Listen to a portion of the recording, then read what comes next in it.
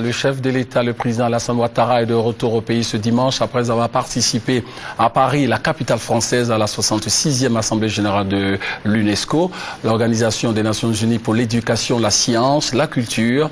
Le chef de l'État a mis à profit ce séjour en France pour redynamiser les relations entre la Côte d'Ivoire et l'Organisation internationale de la francophonie dirigée par l'ex-président sénégalais Abdou Diouf. Le compte-rendu d'ambiance de retour avec notre reporter Viviane Anima. Le Boeing 747 présidentiel, à bord duquel le président de la République s'est rendu mardi en France, a atterri à 17h33 à l'aéroport d'Abidjan. Le président de la République est de retour après 5 jours d'absence.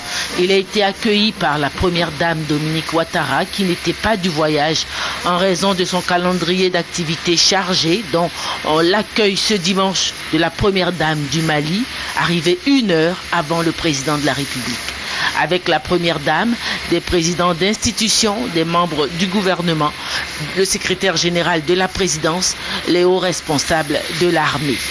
Après le salut au drapeau national et les honneurs militaires, le président de la République, qui rentre après un séjour en France marqué par une participation au forum des décideurs organisé dans le cadre de la 36e conférence générale de l'UNESCO et par plusieurs rencontres d'importance dans la capitale française, a dit sa satisfaction de rentrer dans son pays après un séjour fructueux en France. Nous avons eu l'occasion de parler de la paix, de la nécessité de la paix qui est indispensable pour le développement, et aussi pour dire aux participants qui étaient nombreux, y compris de nombreux chefs d'État, notre propre expérience à la matière.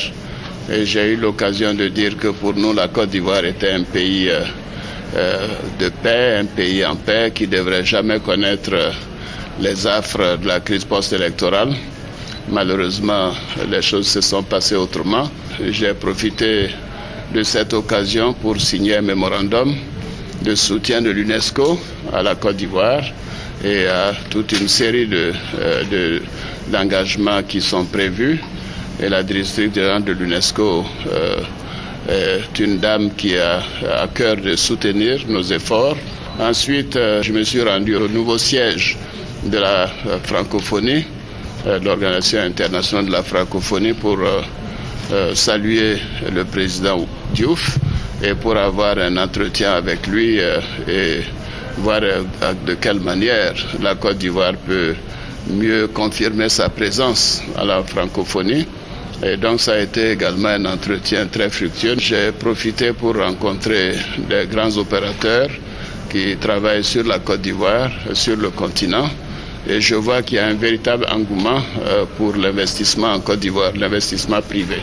Et donc ça a été un séjour très enrichissant. Et je pense que les